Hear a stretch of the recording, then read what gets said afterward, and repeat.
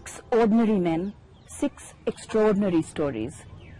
They may not look like your regular heroes, but they are the real heroes of India. I'm Shubha Mudgal, and in the next half hour, I'll be bringing you stories about these 6 men who've put aside their personal lives and devoted themselves to the cause that is India.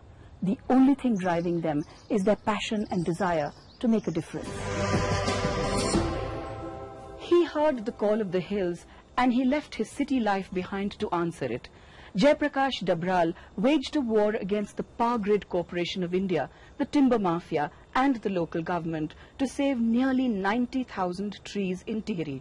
And this real-life hero continues his battle. The year 2001. The Power Grid Corporation of India orders an indiscriminate felling of 90,000 trees. The reason? An 800 megawatt transmission line between the Tehri Dam and Meerut. Online is the rich and biodiverse habitat of Tehri. But one man decides to take this onslaught head on. Prakash Dabral wages one of the biggest environmental battles at ground zero by motivating people in Tarkeshwar at Rudraprayag to start a Chipko-style movement, which he calls Raksha Sutra. But Dabral knew that the villagers' peaceful protest would only provide for a temporary solution. Dabral then decided to move Supreme Court and file a PIL against the proposed chopping of trees by Power Grid Corporation.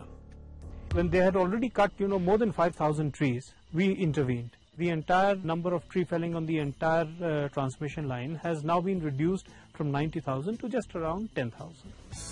The Supreme Court's directive shook the entire system. Dabral started receiving life threats from Tehri's local timber mafia. Undeterred, Dabral decided to expose this nexus to the Supreme Court and to the media. Each tree is valued at around about 30,000 rupees. For 90,000 trees, the value would have been around about 270 crores. Right from the Chief Minister, the Forest Minister, the Forest Department officials, the DFO, the Ranger, everyone is getting a cut in this. 12 years ago, Dabral stepped out of the corporate boardroom to keep a promise that is the single biggest motivation to date. It was a promise which I had given to my grandmother. Whenever I have done something for myself, I'll come back and settle in the hills and work for the people of this place.